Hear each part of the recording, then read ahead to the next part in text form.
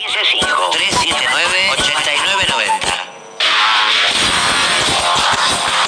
Sin repetir y sin googlear, ¿tenés idea quiénes son los miembros del Consejo de la Magistratura? No, ni la menor. ¿Gordo? Ni la menor. ¿Cuántos son, por lo menos? Nada. Vos del otro lado, adivinás, ¿cuántos son? Nada. ¿Quiénes votan a sus miembros? No, vos no vale, Noelia, sos parte de este programa. Decime, ¿tenés idea quiénes votan a sus miembros? No tenés idea. ¿Sabés qué hace la Cámara en lo contencioso administrativo? ¿No? ¿Tampoco? ¿Y la Cámara Federal porteña? Nada, ¿no? Bueno, vos sos una persona informada, escuchás Radio con Voz, seguramente mirás noticias, lees algún portal. ¿Tenés idea quién es el presidente de la Cámara de Casación? ¿No? ¿Vos tampoco? ¿Me podés nombrar al menos a un integrante de alguna sala de la Cámara de Casación? No, tampoco.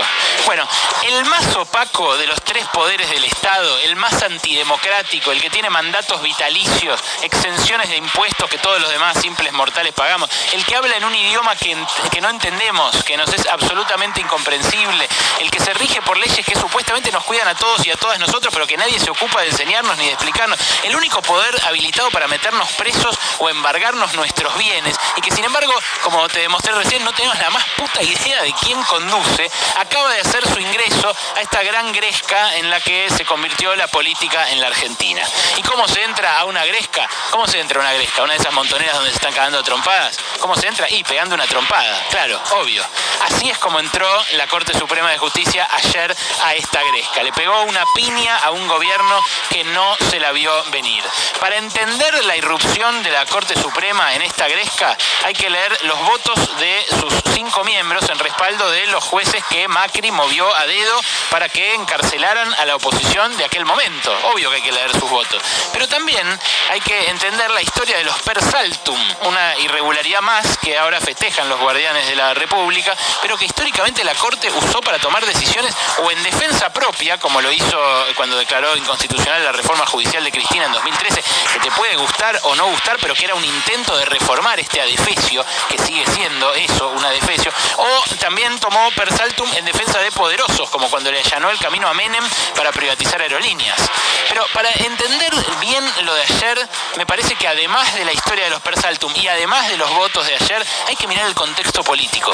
No tanto latinajo en latín, no tanto tecnicismo, tanto latinajo, sino el contexto político, real. La advertencia de Duhalde de que puede haber un golpe militar, la pregunta de Juana Viale de si termina su mandato el presidente, el motín de la policía bonaerense cercando Olivos, el tic-tac de Ernesto Sanz con cuánto demora esto en explotar, la denuncia de fraude electoral de Esteban Bullrich sin pruebas en las elecciones del año pasado. Todas estas son del último mes y medio, 2 meses. Es una por semana o 2, en medio de la peor crisis económica que haya vivido esta generación. Y en el medio, la oposición y la mayoría de los medios que se refieren a este gobierno, que de vuelta te puede gustar o no te puede gustar, pero se refieren a él como si una zarina de algún antiguo linaje real hubiese tomado la rosada con su guardia pretoriana y hubiese puesto ahí a un títere, cuando en realidad lo que ocurrió fue bien distinto. Ocurrió que 13 millones de personas los votaron a los dos en la misma boleta hace menos de un año. No digo que sea lineal y que se venga ya mismo un golpe de Estado, ni un militar, ni un golpe blando, ni un golpe institucional, no lo sabemos. Pero el que acaba de entrar a la gresca no es cualquiera, no es ni más ni menos que el quinto en la línea sucesoria presidencial y el primer opositor en esa línea sucesoria. Fíjate, está Alberto Fernández, si le pasa algo, está Cristina Fernández de Kirchner, si le pasa algo está la presidenta provisional del Senado, que es Claudia Ledesma Abdala, la señora del gobernador de Santiago del Estero desde hace 15.000 años. Después está Sergio Massa, el presidente de la Cámara de Diputados. Tampoco uno sentiría, fíjate que a Michel Temer, por ejemplo, lo eligieron junto con Dilma Rousseff, y cuando le dieron el golpe a Dilma Rousseff quedó Michel Temer. Digamos que toda la línea sucesoria siempre está bien mirada. Pero ¿quién está después de Sergio Massa? Carlos Rosenkrantz, el presidente de la Corte Suprema de Justicia. No digo de vuelta, no digo que sea esto ya, que sea hoy, pero apareció un actor nuevo, irrumpió, apareció ahí, entró pegando una piña a la Gresca. Y acá aparece el riesgo del cuanto peor mejor, la apuesta al caos de un establishment demasiado impaciente como para esperar 4 años hasta la próxima elección de presidente. Porque esto llega justo en medio del debate del impuesto a las grandes fortunas. Que vos me dirás, ¿qué tiene que ver el culo con la cooperativa? No, el impuesto a las grandes fortunas es un empujoncito para el lado de la justicia, de verdadera justicia, justicia tributaria. Y les erizó los pelos a muchos en el establishment cuando vieron que se descongelaba en el Congreso.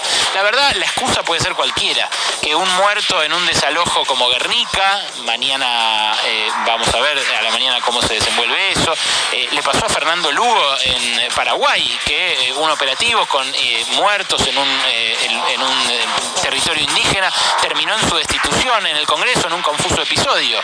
También puede pasar que una cuenta mal calculada en el presupuesto derive en la destitución del presidente, como le pasó a Dilma Rousseff en Brasil, que fue eso, fue un mal cómputo de gastos en el presupuesto. Puede ser un contrato con coimas que nunca se termina de probar, pero que los medios machacan y machacan, como le pasó a Rafael Correa en Ecuador, que terminó afuera. A ver, es lo que los republicanos dicen que combaten, pero que en realidad están fomentando. Un sálvese quien pueda, donde empiezan a jugar los aprietes y los escraches, y donde empieza a ser protagonista este poder del Estado, que como te digo, es el menos democrático de todos, el más aristocrático, el que más conserva rasgos nobiliarios de antes de la democracia.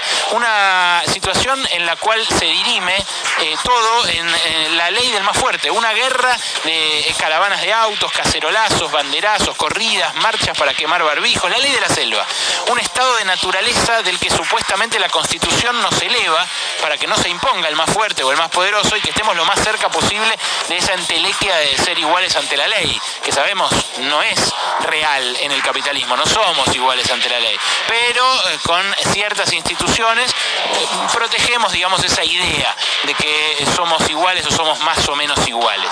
Bueno, cuando una minoría se siente amenazada, si es poderosa, muy poderosa, es capaz de cualquier cosa por preservar sus privilegios. Es loco que esa minoría se sienta amenazada hoy porque el 1% de la Argentina y el 1% de la tierra nunca fue el 1% más rico, tanto más rico que el resto. Pero es así, a pesar de que están en una posición más ventajosa que nunca, se sienten más amenazados que nunca. Y cuidado, lo digo una vez más, porque en ese barullo, en ese cuanto peor mejor que genera el establishment, justamente por la impaciencia o por la inquietud que le generan determinadas medidas, se puede estar tejiendo algo feo. Y la democracia, como les digo, aún con sus fallas, sigue siendo, como dijo alguna vez Churchill, el peor de los sistemas de gobierno, a excepción de todos los demás.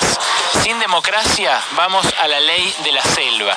Y salvo que seas el más fuerte, yo en tu lugar no festejaría mucho. A vos en la selva te puede tocar ser la cena.